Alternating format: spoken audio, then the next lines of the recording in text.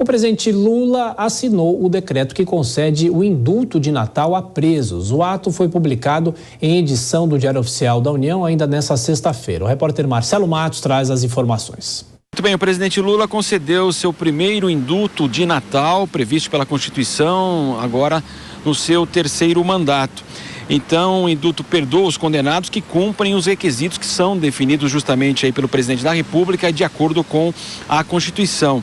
O preso tem a pena extinta e os condenados são aqueles por crimes praticados, obviamente, sem violência ou grave ameaça, mulheres que são condenadas a penas inferiores a 8 anos, aqueles que possuem doença crônica ou sejam portadores de deficiência e também presos em idade avançada ou com doenças terminais.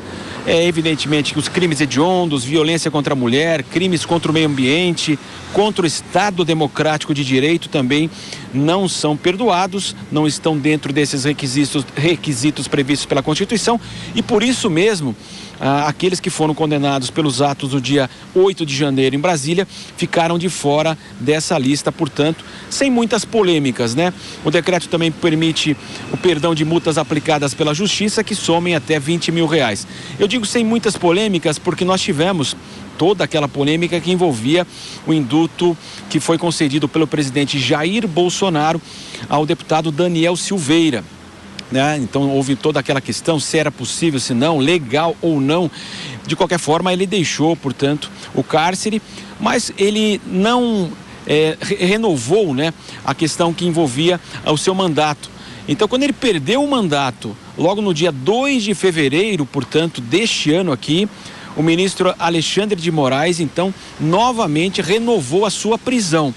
Outra questão que envolveu muita polêmica, se isso era legal ou não, mas de qualquer forma, Daniel Silveira foi preso novamente e essa questão polêmica que envolveu o seu indulto. Desta vez não há tantas polêmicas assim, mas claro, aqueles condenados nos atos do dia 8 de janeiro ficaram de fora dessa lista do indulto concedido pelo presidente Lula agora no final de dezembro.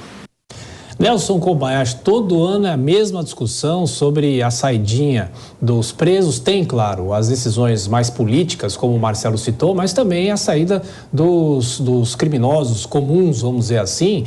E por que não se muda isso? Se é que isso deve ser mudado, você que é da área da justiça tem uma visão melhor, mais ampla do que as outras pessoas. Sim, Tiago, é importante fazer uma distinção. São 3 assuntos diferentes. Primeiro, as saidinhas. As saidinhas é aquele direito que se dá àquele preso que já está em regime semiaberto e que, portanto, naturalmente teve já alguma progressão de regime, que está em bom comportamento e que tem o direito, algumas vezes por ano, de deixar o presídio, e especialmente no período da noite, que é o período que ele fica encarcerado.